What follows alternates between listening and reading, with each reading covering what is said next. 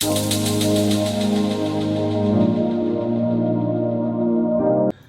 दोस्तों, ठीक है। और आप सबका वेलकम है एक बार फिर से अपनी इस क्लास के अंदर। और उम्मीद कर रहा हूं कि पिछली सभी क्लासें आप सबको पसंद आ रही है और आप सब लोगों के अच्छे कमेंट्स आ रहे हैं, ठीक है। ये जानकर हम सब लोगों को एक नई ऊर्जा मिलती है कि आप लोग हमारी क्लासों को इस तरीके से पसंद कर रहे हैं, ठीक है। और आपका जो कहीं ना कहीं इससे कुछ बेनिफिट हो रहा है वो भी आपको अपनी एग्जाम के अंदर आपको मदद कर रहा है और आगे भी करता रहेगा, ठीक है। तो अपनी क्लासों को इसी तरीके से रेगुलर आप बनाए रखिए और हमसे जुड़े रहिए। अब बात करते हैं अपन आगे की क्लास के ऊपर। देखिए स्टूडेंट्स, पिछली क्लास के अंदर हमने बात करी थी, यानी कि जो परागकोश की संरचना की स्ट्रक्चर या परागकोश की संरचना के बारे में अपन बात कर ली थी। और मैंने आपको बताया था कि जो परागकोश होता है, ठीक है, वो जो परागकोश होता है उसके अंदर दो पालियां होती हैं, ठीक है। वहीं से स्टार्ट कर रहा हूं मैं वापस से। और ये जो दोनों पालियां होती बेटा, इनके अंदर 4 लघु बीजाणु धनी होती है, ठीक है। यानी कि प्रत्येक पाली जो होती है वो 2 कोष्ठों में बटी होती है, प्रत्येक पाली 2 कोष्ठों में बटी होती है। और उन कोष्ठों को अपन ने लघु बीजाणु धानी या परागधानी नाम लिया था, ठीक है। अब इसी लघु बीजाणु धानी की अपन यहां पर स्ट्रक्चर या इसकी जो संरचना है वो अपन पढ़ने वाले हैं कि इसके अंदर क्या क्या होता है, ठीक है। चलिए स्टूडेंट्स, अपन सबसे पहले बात करते हैं यानी कि लघु बीजाणु धानी की संरचना। देखिए लघु बीजाणु धानी जो होती है स्टूडेंट्स, वो सामान्य रूप से यानी कि बेलनाकार संरचना है। पराग जो आपका परागकोश था वो बेलनाकार संरचना है। उसके बाद अपन यदि लघु बीजाणु धानी की संरचना को देखते हैं तो मैंने आपको बताया था कि ये वृत्ताकार हमको दिखाई देती है, ठीक है, थोड़ी सी गोल सी हमको दिखाई देती है सामान्य रूप से। जब इसके स्ट्रक्चर को आपने मैंने एक बार से पहले भी आपको बताया था, एक बार फिर से आप देख लीजिए। यानी कि इसके इस तरीके से, ठीक है, ये इस तरीके से आपको अगर इसकी एक अनुप्रस्थ काट अपन निकालते हैं तो हमको इस तरीके से ये अपने को दिखाई देती है, ठीक है। ये इस तरीके से, यानी कि एक परागकोश की जब अनुप्रस्थ काट को अपन देखते हैं तो इसी के अंदर ये अपने को 4 इस तरीके से, एक को पूरा का पूरा मैंने अपन इसको पूरा बना लेंगे यहां से, तो आपका पूरा का पूरा एक परागकोश बन जाएगा। ये 2 पालियां हो गई, ठीक है। इस तरीके से मैंने ये बड़ा बना दिया, ये लीजिए साहब, ये मैंने बड़ा बना दिया, ठीक है, अच्छे से आपको दिख रहा होगा। तो इसके अंदर ये क्या होता है कि ये 4 लघु बीजाणु धानियां बन जाती है जिनके अंदर की लघु बीजाणुओं का निर्माण होना है। अब अपन एक जो लघु बीजाणु धानी है उसकी संरचना को अपन पढ़ने वाले हैं, ठीक है, जो कि जनरली अपने को कैसे दिखाई दे रही है, यानी कि यहां पर ये गोलाकार कह दो या वृत्ताकार कह दो, ये इस तरीके से अपने को दिखाई दे रही है, ठीक है। अब यहां से देखिए स्टूडेंट्स, यानी कि अपन एक तरीके से इसको यहां से इसका एक अनुप्रस्थ काट काटते हैं तो अपने को कौन कौन से हिस्से दिखाई देते हैं, कौन कौन से भाग दिखाई देते हैं, मैं आपको बताने वाला हूं यहां पर, ठीक है। कि एक जो लघु बीजाणु धानी होती है सामान्य रूप से, कि एक जो लघु बीजाणु धानी है वो अपने को गोलाकार से दिखाई देती है। और जब इसके अनुप्रस्थ काट अपन काटेंगे, ठीक है, जब इसके अनुप्रस्थ काट काटेंगे तो मुख्य रूप से इसके अंदर अपने को 2 भाग दिखाई देंगे, ठीक है। लघु बीजाणु धानी की जब अपन अनुप्रस्थ काट देखते हैं तो इसके अंदर अपने को 2 चीजें दिखाई देती हैं। एक तो इसके अंदर दिखाई देती है पराग धानी भित्ति।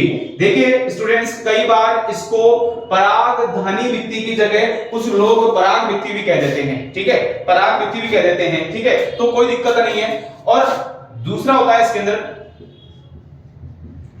बीजाणु जनन उत्तक कह लीजिए या कोशिकाएं कह लीजिए, बात एक ही है। ये 2 मुख्य पार्ट हैं इनके, ठीक है।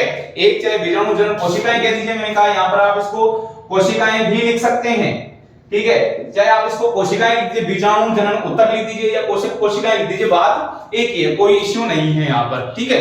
अब सामान्य रूप से अगर सबसे पहले मैंने कहा कि जब इसके लघु बीजाणु धानी की संरचना को अपन देखेंगे तो अपने को इसके 2 भाग दिखाई दे रहे हैं यहां पर। तो सबसे पहले मैं बात करता हूं इसकी, ठीक है, जो कि इसका आउटर लेयर बना रही है, यानी कि मुख्य रूप से जो भित्ति बना रही है, ठीक है, इसकी जो भित्ति बना रही है इसकी अपन बात करने वाले हैं। तो इसको मैं यहां से, ठीक है, पराग धानी भित्ति की मैं यहां पर बात कर रहा हूं,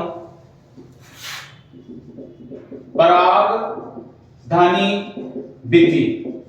देखिए स्टूडेंट्स, यानी कि लघु बीजाणु धानी के चारों ओर का जो एक आवरण बनेगा वो भित्ति होती है, ठीक है, जिसको कि अपन हाइपोडर्मल बाहर वाला, ठीक है, हाइपोडर्मल इसको अपन बोल सकते हैं, अधेस्तर बोल सकते हैं इसको, ठीक है। ये सामान्य रूप से इसके अंदर 4 स्तर होते हैं, ठीक है। इसके अंदर परागधानी भित्ति के अंदर 4 स्तर होते हैं, ठीक है। सबसे पहला बाह्य त्वचा, जिसको बोला जाता है एपिडर्मिस, ठीक है। दूसरा होता है अंतःस्थिशियम, जिसको बोलते हैं एंडोथीशियम, ठीक है। उसके बाद तीसरी आती है स्टूडेंट्स इसके अंदर मध्य परत, इसको बोला जाता है मिडिल लेयर, ठीक है। और सबसे चौथी जो है वो कहलाती है टेपिटम, ठीक है। ठीक है स्टूडेंट्स, यानी कि यहां पर अपन यहां पर पढ़ने वाले हैं, यानी कि जो टेपिटम होती है, ठीक है, वो सबसे आंतरिक लेयर, और जो एपिडर्मिस है वो सबसे बाहर वाली बाह्य त्वचा, अंतःस्थिशियम, मध्य परत और टेपिटम, ये 4 लेयर हैं, ठीक है। ये 4 लेयर हैं या ये 4 स्तर हैं जो कि इस परागदानी भित्ति का निर्माण कर रहे हैं, ठीक है। अगर लघु बीजाणु धानी की मैंने बताया था कि जो एक अनुप्रस्थ काट मैं आपको दिखाता हूं, तो इसके अंदर एक वो कॉर्नर वाला मैंने आपको यानी कि जो बताया था कि इस तरीके से, तो मैं यहां से इसको एक को यहां से मैं आपको काट के दिखा दूं, यहां वाला हिस्सा दिखा देता हूं मैं आपको। तो अपने को जनरली ये कैसा दिखाई देगा, ठीक है। एक लेयरों को, ये जो जितनी भी 4 परतें हैं उसको मैं यहां पर बना रहा हूं, ठीक है, समझने की दृष्टि से कि किस तरीके से ये लेयर्स जो होती हैं एक दूसरे के पास में व्यवस्थित होती हैं, और एक कंप्लीट जो परागदानी भित्ति का जो है वो निर्माण कर रही होती हैं, ठीक है। यहां पर सबसे पहले अगर मैं देखता हूं तो सबसे आउटर मोस्ट लेयर यानी कि ये सबसे बाहरी, ठीक है, ये आउटर मोस्ट लेयर है, जबकि ये जो है टेपिटम जो है वो सबसे आंतरिक, ठीक है, सबसे इनर मोस्ट लेयर, ठीक है। सबसे आंतरिक जो होगी ये इनर मोस्ट लेयर होगी यहां पर, ठीक है स्टूडेंट्स। यहां पर देखेंगे यानी कि सबसे बाहर यानी कि ये बाह्य त्वचा, ठीक है। इसके बाद इसके अंदर की ओर चल रहे हैं, यहां पर ये कहलाती है अंतःस्थिशियम सेकंड नंबर की, ठीक है। उसके बाद ये मध्य परत आ जाती है।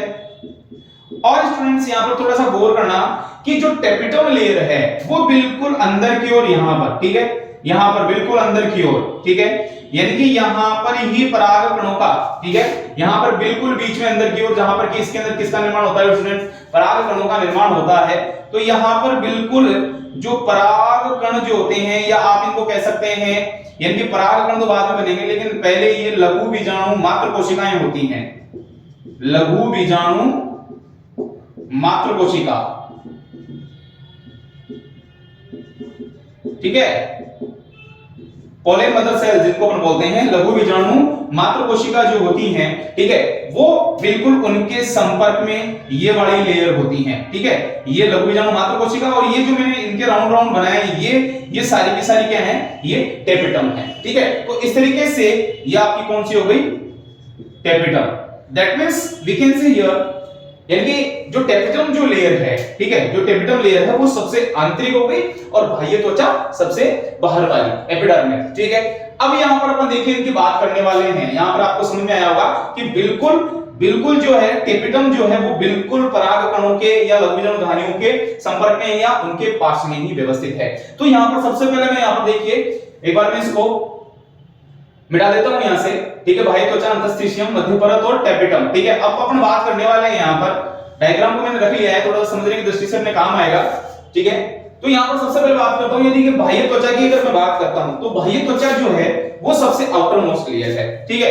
और ये क्या करती है, जब परागकोश पूर्ण रूप से जब पैक रहता है, परागकोश जब बंद रहता है, ठीक है, जब तक फटेगा नहीं, जब तक बंद रहता है, तो बाहरी जितनी भी जो बाहरी आघात हैं, ठीक है, या जो बाहर से किसी प्रकार का, जैसे वो किसी भी वातावरणीय कारक के कारण हो या कोई केमिकल कारण हो, ठीक है, धूप, गर्मी, बरसात, उन सबसे पराग कणों की या आंतरिक जितनी भी जो संरचनाएं हैं उनकी सुरक्षा का काम इसका हो गया है, ठीक है, इसका काम हो गया, मुख्य रूप से सुरक्षा का काम हो गया है, ठीक है। आउटर मोस्ट लेयर है इसलिए इसका काम होता है सुरक्षा का, यानी कि बाहर से किसी प्रकार का कोई भी कोई भी व्यवधान है, कोई भी बाधा है, तो उससे क्या करेगा, आंतरिक संरचनाओं को ये क्या करेगा, सुरक्षा प्रदान करेगा। उसके बाद इसके अंदर का जो आता है दूसरे नंबर की आती है, वो आती है अंतःस्थिशियम। ठीक है, अंतःस्थिशियम जो लेयर होती है स्टूडेंट्स, वो क्या होती है, वो एक स्तरीय, ठीक है, एक स्तरीय जो लेयर है और इसके अंदर की ओर, ठीक है, किसके, बाह्य त्वचा के अंदर की ओर, ठीक है, बाह्य, ये सबसे आउटर मोस्ट लेयर हो गई, और ये बाह्य त्वचा के अंदर की ओर जो लेयर है वो होती है अंतःस्थिशियम। ठीक है, और ये थोड़ी सी क्या होती है कि नमी युक्त होती है। ठीक है, यानी कि आर्द्रता ग्राही प्रकृति की होती है, अर्थात इसके अंदर क्या होती है स्टूडेंट्स, इसके अंदर नमी होती है। ठीक है, और इसी के अंदर, यानी कि कौन सी के अंदर बात कर रहा हूं मैं, ये जो अंतःस्थिशियम जो है उसके अंदर क्या होता है, सेलुलोज की रेशेदार पट्टिकाएं भी पाई जाती हैं। ठीक है, तो सेलुलोज की रेशेदार पट्टिकाएं पाई जाती हैं। और दूसरी बात, ये आर्द्रता ग्राही, आर्द्रता का मतलब हो गया नमी युक्त। यहां पर गौर कीजिएगा कि यही वो परत है कि जब परागकोश का प्रस्फुटन होगा, यानी कि जब परागकोश फटेगा, ठीक है, जब परागकोश फटेगा तो उस परागकोश को फटने में मदद करने वाली अंतःस्थिशियम लेयर होती है। परागकोश को फटने में मदद करने वाली, मैं आपको बताऊंगा कि जब परागकोश का प्रस्फुटन होता है तो किस तरीके से ये काम करती है। ठीक है, उसके बाद तीसरे नंबर की, ठीक है, तीसरे नंबर की जो लेयर आती है वो आती है मध्य परत। ठीक है, या तीसरे नंबर की आती है मध्य परत। देखिए स्टूडेंट्स, इसके अंदर 1 से 3 लेयर्स होती हैं। ठीक है, बिल्कुल टेपिटम के बाहर वाली है, 1 से 3 छोटी छोटी सी परतें इसके अंदर पाई जाती हैं। ठीक है, और इसका मुख्य कार्य होता है, इसका मुख्य कार्य होता है कि ये नष्ट हो जाती हैं। ठीक है, नष्ट हो जाती हैं, और इसके अंदर की ओर जो लघु बीजाणुओं का जो निर्माण हो रहा है, उन लघु बीजाणुओं को पोषण प्रदान करने का काम इसका होता है। ठीक है, तो मध्य परत क्या आती है, बिल्कुल संपर्क में आ रही है, बिल्कुल नजदीक है, तो ये करती है कि पोषण उसमें प्रदान करके क्या हो जाती है, डिस्ट्रॉय हो जाती है। ठीक है, ये बात हो गई अपनी मध्य परत की। ठीक है, उसके बाद अपन बात कर रहे हैं किसकी, टेपिटम की। टेपिटम, देखिए स्टूडेंट्स, यहां पर टेपिटम की मैं बात कर रहा हूं। टेपिटम के ऊपर अक्सर क्वेश्चन आता है, बोर्ड के एग्जाम में भी इसके ऊपर क्वेश्चन आता है। ठीक है, इसलिए इंपॉर्टेंट है ये। ठीक है, इसके ऊपर क्वेश्चन पूछा जाता है कि टेपिटम जो है वो सबसे आंतरिक और महत्वपूर्ण परत है या स्तर है, सबसे आंतरिक है, जो कि बिल्कुल लघु बीजाणु ढानियों के बिल्कुल संपर्क में है। ठीक है, और एक और चीज, यानी कि ये सबसे इसके अंदर सबसे आंतरिक होने के साथ साथ इसकी जो कोशिकाएं होती हैं वो बड़ी होती हैं और बहुकेंद्रीय भी होती हैं। बड़ी होने के साथ साथ क्या है, बहुकेंद्रीय भी होती हैं, और इनके अंदर लगातार समसूत्री विभाजन चलता रहता है। ठीक है, समसूत्री विभाजन इनके अंदर चलता रहता है, और जब समसूत्री विभाजन इनके अंदर होता है, ठीक है, और जब इनके अंदर समसूत्री विभाजन होता है तो आप जानते हैं कि जब समसूत्री विभाजन होगा तो ये लगातार रूप से अपनी संख्या में वृद्धि करती रहती है, और जिसको बोलते हैं अपन बहुगुणित हो जाना।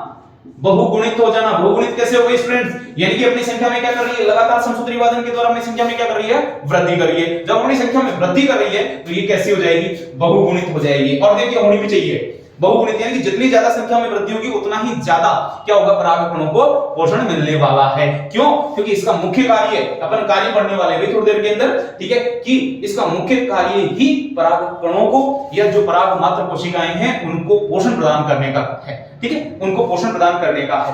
अब टेपिटम जो लेयर है वो सामान्य रूप से, या टेपिटम जो होती है वो 2 प्रकार की मानी गई है।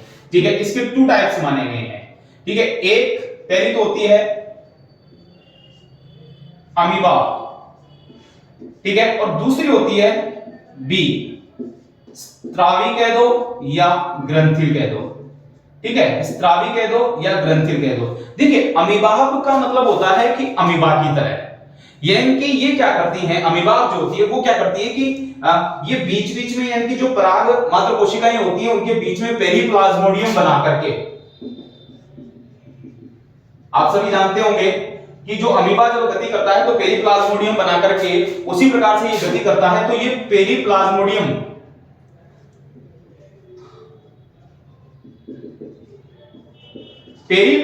बना करके ये क्या करती है कि जो, जैसे कि मैं थोड़ा सा ऐसा करता हूं कि ये जैसे पराग मात्र कोशिकाएं हैं तो इनके बीच में इस तरीके से ये क्या करेगी, इस तरीके से इस तरीके से पहली प्लाज्मोडियम बना करके इनके बीच में क्या करती रहती है, गति करती रहती है, और गति करती रहती है तो क्या होती है कि इन पराग मात्र कोशिकाओं को पोषण प्रदान करती रहती है। ठीक है, इनको क्या करती रहेगी, पोषण प्रदान करती रहेगी। अर्थात इनका मुख्य कार्य क्या हो गया, यानी कि जो पराग मात्र कोशिकाएं हैं या जो लघु बीजाणु हैं या परागकण जो होते हैं उनको पोषण प्रदान करना। इसके लिए आप देख सकते हैं, फॉर एग्जांपल इसके अंदर टाइफा के अंदर आप इसका एग्जांपल भी देख सकते हैं, टाइफा के अंदर भी आपका इसका एग्जांपल देख सकते हैं।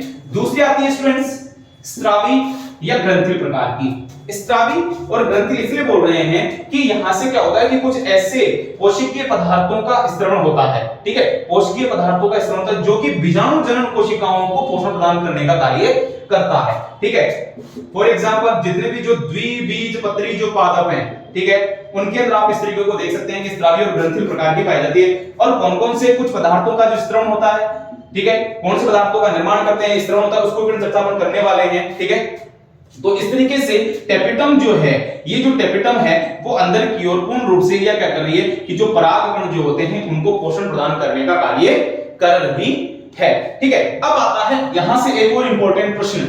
ठीक है, यानी कि टेपिटम के कार्य, सीधा सीधा प्रश्न आ जाता है बोर्ड के अंदर। ठीक है, सीधा बिल्कुल फ्रेंड्स, आप स्ट्रेट रूप में इस क्वेश्चन को आप लिख लीजिए, नोट कर लीजिए, यानी कि टेपिटम के कार्य, यानी कि टेपिटम के क्या कार्य हैं। तो सबसे पहले आप लिखेंगे कि टेपिटम जो होती हैं वो लघु बीजाणुधानी की सबसे आंतरिक परत है जो कि बिल्कुल परागकणों के क्या होती है, संपर्क में होती है। और अभी थोड़ी देर पहले अपन ने बताया नंबर 1, यानी कि जो लघु बीजाणु होते हैं या पराग मात्र कोशिका कह दो, ठीक है, यानी कि लघु बीजाणुओं को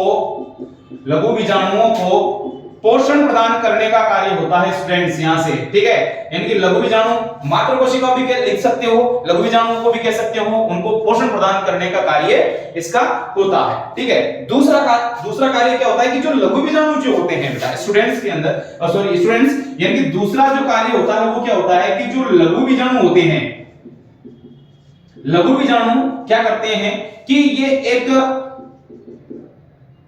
कैलोज से जुड़े होते हैं। ठीक है, तो कैलोज से जुड़े होते हैं, अर्थात ये अभी अपन थोड़ा और आगे चर्चा करेंगे कि ये इनकी एक चतुष्क रूप में होते हैं। ठीक है, तो कैलोज से आपस में जुड़े होते हैं, तो इनको अलग करने के लिए एक कैलेज नामक विकर या कह सकते हैं आप एंजाइम हो गया, ठीक है, का स्त्रवण करती हैं। टेपिटम का काम है कि उन परागकणों को जो चिपके हुए हैं, बिल्कुल एक दूसरे से चिपके हुए हैं, ठीक है, इनको अलग करना। ठीक है, इनको अलग करने के लिए ये कैलोज से जुड़े हुए हैं, तो कैलेज नामक पदार्थ का विकर का एंजाइम का स्त्रवण करना जिससे कि क्या हो जाए, अलग हो जाए। ठीक है, उसके बाद आता है इसी के द्वारा, यानी कि तीसरा, यानी कि जो यूबिस कण होते हैं इसके अंदर,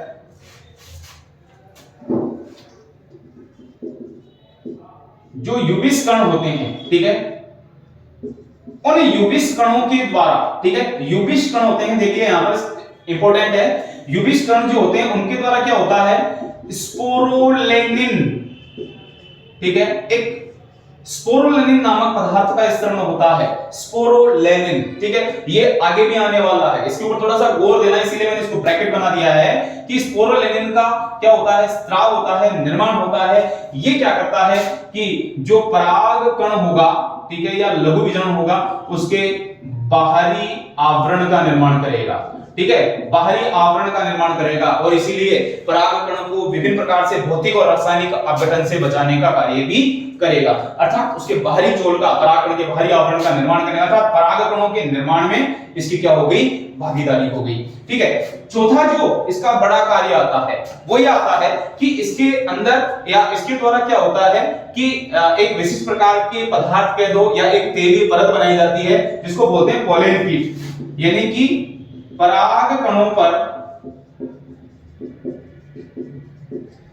पोलेन कीट नामक क्या कर दिया जाता है, एक पदार्थ का उनके ऊपर, जो कि कैसी होती है स्टूडेंट्स, एक तेलीय परत बना दी जाती है। ठीक है, अब मैं यहां से इसको रफ कर देता हूं, साफ कर देता हूं। ठीक है, यानी कि एक तेलीय परत बनाई जाती है और ये पोलेन कीट से क्या होता है कि पराग कण के अंदर एक विशिष्ट प्रकार की गंध उत्पन्न होती है। ठीक है, एक विशिष्ट प्रकार की क्या होती है, एक गंध उत्पन्न होती है और उस गंध की वजह से कीट क्या होते हैं, इनकी तरफ क्या होते हैं, अट्रैक्ट होते हैं। ठीक है, वो गंध एक बिल्कुल गंध बन जाती है और कीट क्या है, इसकी तरफ अट्रैक्ट होते हैं, यानी कि परागण की क्रिया के अंदर इसका अहम रोल हो गया। ठीक है, इसके अलावा पांचवा कार्य एक और है कि ये विभिन्न प्रकार का कौन हार्मोन का स्त्रवण करती है, टेपिटम, यानी कि विभिन्न प्रकार के हार्मोन स्त्रवण का भी कार्य करती है, जैसे कि IAA, ठीक है, इंडोल एसिटिक अम्ल, ठीक है, IAA का भी स्त्रवण करती है, जो कि क्या करता है कि इसके ग्रोथ के अंदर पार्टिसिपेट कर रहा है। इसका मतलब है कि यहां पर आपको 2 3 4 जो भी पूछे जाएंगे यहां से, तो उसका आंसर आपको यहां से देना है। ठीक है, यानी कि टेपिटम के जो कार्य हैं वो यहां पर अपने क्या होते हैं, कंप्लीट होते हैं। ठीक है, इस तरीके से हमारी जो लघु बीजाणु स्टूडेंट्स, यानी कि अपनी जो लघु बीजाणु ध्वनि की संरचना के अंदर जो पहला पॉइंट था, अपना जो पहला पॉइंट था, यानी कि परागधानी भित्ति, ठीक है, वो यहां पर अपना कंप्लीट होता है। जो पहला पॉइंट था वो अपने यहां पर क्या हो जाता है, कंप्लीट हो जाता है। उसके बाद अगला जो आ रहा है अपना, अगला जो दूसरा जो पॉइंट था उसकी मैं यहां पर बात कर रहा हूं, वो था लघु बीजाणु या बीजाणु जनन कोशिकाएं। ठीक है, बीजाणु, ठीक है, बीजाणु जनन कोशिकाएं। दूसरा बीजाणु जनन कोशिकाएं। ठीक है, अब देखिए स्टूडेंट्स, यानी कि जो परागकोश होता है, ठीक है, यानी कि हमने बनाया था कि एक जो परागकोश है, ठीक है, इस परागकोश के अंदर ये 4 पालियां बन गई हैं, ठीक है, जिनको आपने लघु बीजाणु ध्वनि कहा। इस तरीके से हमने इसकी संरचना को हमने देखा था। तो इसके अंदर इसकी भित्ति से घिरी हुई जितनी भी जो संरचनाएं हैं या जो कोशिकाएं हैं, यानी कि परागधानी भित्ति से घिरी हुई, ठीक है, परागधानी भित्ति से घिरी, ठीक है, आप कह सकते हैं कोशिकाओं का समूह जो होता है, ठीक है, परागधानी भित्ति से घिरी कोशिकाओं का जो समूह होता है, ठीक है, वो क्या कहलाती है, बीजाणु जनन कोशिकाएं कहलाती हैं। और स्टूडेंट्स यहीं पर ध्यान रखिएगा कि बीजाणु जनन कोशिकाएं ही ये जो होती हैं स्टूडेंट्स, ये लघु बीजाणु मात्र कोशिका की तरह कार्य करती है। ठीक है, लघु बीजाणु मात्र कोशिका की तरह कार्य करती है, अर्थात पॉलिन मदर सेल की तरह कार्य करती हैं। अर्थात इन्हीं से लघु बीजाणुओं का या परागकणों का निर्माण होने वाला है। ठीक है, इन्हीं से लघु बीजाणु या परागकणों का निर्माण होने वाला है। तो अब वो जो लघु बीजाणुओं का जो निर्माण होने वाला है, इन लघु बीजाणु मात्र कोशिकाओं से जो लघु बीजाणुओं का जो निर्माण होने वाला है वो कैसे होगा, वो यहां पर अपन पढ़ने वाले हैं। ठीक है, तो अब इसके अंदर आता है, इसके अंदर आता है स्टूडेंट्स, इंपॉर्टेंट है लघु बीजाणु जनन। ठीक है, लघु बीजाणु जनन, यानी कि लघु बीजाणुओं का निर्माण कैसे होगा। ठीक है, लघु बीजाणु जनन। अब देखिए स्टूडेंट्स, यहां से देखना, यानी कि जो परागकोश होता है, यहां से मैंने डेफिनेशन बना रहे हैं कि परागकोश था, ठीक है, और इसके अंदर लघु बीजाणु धानी, परागकोश में लघु बीजाणु धानी, और लघु बीजाणु धानी के अंदर स्टूडेंट्स लघु बीजाणु मात्र कोशिका। आपको समझ में आना चाहिए क्योंकि सारी संरचनाएं हमने पढ़ ली है। ठीक है, यहां से सारी संरचनाएं हमने पढ़ ली है, यानी कि परागकोश में लघु बीजाणु धानी और लघु बीजाणु धानी के अंदर लघु बीजाणु मात्र कोशिका। ठीक है, लघु बीजाणु मात्र कोशिका। ठीक है, तो इस जब लघु बीजाणु मात्र कोशिका के अंदर, जब इस लघु बीजाणु मात्र कोशिका के अंदर स्टूडेंट जब अर्धसूत्री विभाजन होता है, क्या होता है, अर्धसूत्री विभाजन होता है, तो 4 अगुणित लघु बीजाणु, 4 अगुणित लघु बीजाणु बनते हैं। क्लियर? अब यहीं से आप देखिए परिभाषा देखेंगे, यानी कि ये 2n द्विगुणित होती है संरचना, ये भी द्विगुणित संरचना और ये भी द्विगुणित संरचना, और ये जो 4 अर्धसूत्री विभाजन हो गया ना यहाँ पर स्टूडेंट्स, अर्धसूत्री विभाजन हो गया यहाँ पर, तो अर्धत्रिवादन होगा तो ये चारों कैसी बन रही है, अगुणित यानी कि n। अर्थात अब मैं परिभाषा बोल रहा हूं यहां पर कि पराग कोश, देखिए मैं आपको परिभाषा बनाना सिखा रहा हूं, यहां पर रटना नहीं सीखना है, मैं आपको फिर कह रहा हूं रटना नहीं है अपना काम। मैं किसी भी बच्चे को ये नहीं कहता हूं, कई बार कुछ स्टूडेंट्स मुझसे आकर के कहते हैं कि सर, सब लोग ये कहते हैं कि बायोलॉजी रटने की चीज है, लेकिन मैं आपसे स्टूडेंट्स, डियर स्टूडेंट्स, मैं फिर कह रहा हूं आपसे, बायोलॉजी रटने की चीज नहीं है, रटने का सब्जेक्ट नहीं है। आप इसको समझिए, एंजॉय कीजिए। देखिए समझिए, यानी कि एक पुष्प के परागकोश के लघु बीजाणुधानी में परागकोशिकी कर लो या के कर लो, परागकोशिकी लघु बीजाणुधानी में उपस्थित लघु बीजाणु मात्र कोशिका में जब अर्धसूत्रीविभाजन होता है तो 4 अगुणित लघु बीजाणुओं का निर्माण होता है। तो 4 अगुणित लघु बीजाणुओं का निर्माण होता है, इसी को अपन क्या कहते हैं, लघु बीजाणु जनन। लघु बीजाणु जनन स्टूडेंट्स, ठीक है। एक बार फिर से, परागकोशिकी लघु बीजाणुधानी में उपस्थित लघु बीजाणु मात्र कोशिकाओं द्वारा या लघु बीजाणु मात्र कोशिका में अर्धसूत्री विभाजन द्वारा 4 अगुणित लघु बीजाणुओं के निर्माण की क्रिया क्या कहलाती है, लघु बीजाणु जनन कहलाती है। कैसे भी 4 शब्द आप लिख लीजिए, ठीक है, ये 4 शब्द लिख दीजिए और परिभाषा बना दीजिए। परागकोश, दोबारा फिर से रिपीट कर देता हूं कि परागकोश की लघु बीजाणुधानी में उपस्थित लघु बीजाणु मात्र कोशिका में अर्धसूत्री विभाजन द्वारा 4 अगुणित लघु बीजाणुओं के निर्माण की क्रिया क्या कहलाती है, लघु बीजाणु जनन कहलाती है। और जो लघु बीजाणु बनेंगे स्टूडेंट्स, लघु बीजाणु जो बनेंगे वो कैसे होंगे, अगुणित होंगे, n होंगे, ठीक है स्टूडेंट्स। वो कैसे होंगे, अगुणित होंगे, अगुणित होंगे, ठीक है, ये अगुणित होंगे। और ये कितने बनेंगे, 4, यानी कि, और चारों के चारों क्या होंगे स्टूडेंट, ये 4 बनेंगे, चारों के चारों क्या होंगे, यहां पर सक्रिय होंगे। ये इंपॉर्टेंट है, चीज ध्यान रखना बेटा, ये सक्रिय होंगे, चारों के चारों एक्टिव होंगे। अर्थात अगर एक लघु बीजाणु मात्र कोशिका है, ठीक है, यदि एक लघु बीजाणु मात्र कोशिका है, एक लघु बीजाणु मात्र कोशिका है, ठीक है, तो उससे 4 लघु बीजाणु बनेंगे, 4 लघु बीजाणु बनेंगे। ध्यान रखना, यहां पर आप इसको पराग मात्र कोशिका भी कह सकते हैं।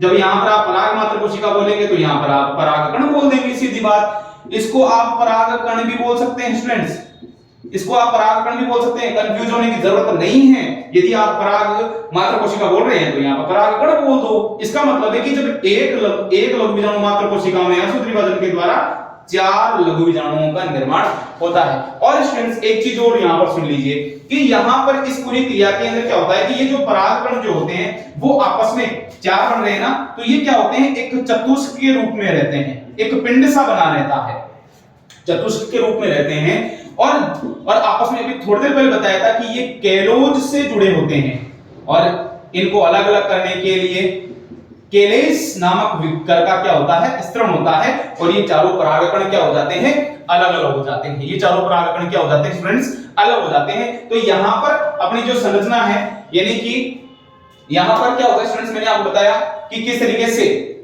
कि लघु बीजाणुधानी की संरचना के अंदर हमने परागधानी भित्ति पढ़ी और लघु बीजाणु जनन भी पढ़ लिया है हमने, यानी कि बीजाणु जनन कोशिकाएं हैं। अब यहां पर देखिए स्टूडेंट्स, यानी कि परागकोश का जो परिपक्वन हो जाता है, यहां पर एक छोटा सा टॉपिक और पढ़ा देता हूं मैं आपको कि जब एक परागकोश परिपक्व हो जाता है, तो जब परागकोश परिपक्व होता है तो मैंने आपको बताया था कि उस परागकोश के परिपक्व होने के बाद जो एंडोथीसियम है, ठीक है, एंडोथीसियम है, यानी कि जो अंतः स्थीशियम है, यानी कि दूसरी लेयर लघु बीजाणुधानी की जो सेकंड लेयर थी वो क्या होती है, आर्द्रताग्राही प्रकृति की होती है।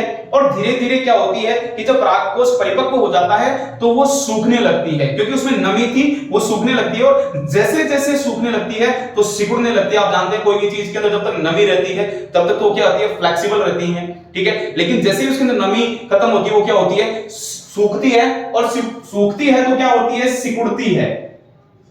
और सिकुड़ती है तो आप जानते हैं बेटा कि उसमें वो क्रैक होना प्रारंभ हो जाएगा, फट जाती है, ठीक है, फट जाती है। और जब इसके अंदर नमी खत्म होते ही परागकोश क्या हो जाएगा स्टूडेंट्स, फट जाएगा। और इसके फटते ही क्या हो जाएगा, परागकण जो है वो बाहर आ जाएंगे। ठीक है, परागकण परागकोश से मुक्त होकर के कहां आ जाएंगे स्टूडेंट्स, बाहर आ जाएंगे। ठीक है, इसकी भित्ति जैसे ही फटेगी परागकण क्या हो जाएंगे, बाहर आ जाएंगे। यानी कि आज की जो क्लास अपन पढ़ रहे हैं, ठीक है, इस आज की क्लास के अंतिम टॉपिक के अंदर यदि अपन बात कर रहे हैं, ठीक है, टॉपिक की बात कर रहे हैं, तो आपके पास आ गया है परागकण।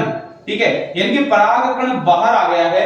अब अगली क्लास के अंदर पढ़ने वाले हैं अपन कि परागकण बिल्कुल बाहर आ गया ना, परागकोश फट गया और परागकण बाहर आ गया, तो अब परागकण की संरचना कैसी होगी, अपन अगली क्लास में ये पढ़ेंगे कि परागकण की संरचना कैसी होगी। ये अपना अगला टॉपिक होगा। ठीक है, तो आज क्लास में इतना ही। Thank you. ठीक है, ओके। और सभी दोस्त लगातार उसे अपना जो काम करते आ रहे हैं वो करते रहिए। ठीक है, चैनल को आप खूब लाइक कीजिए, सब्सक्राइब कीजिए और कमेंट करते रहिए। ठीक है, धन्यवाद।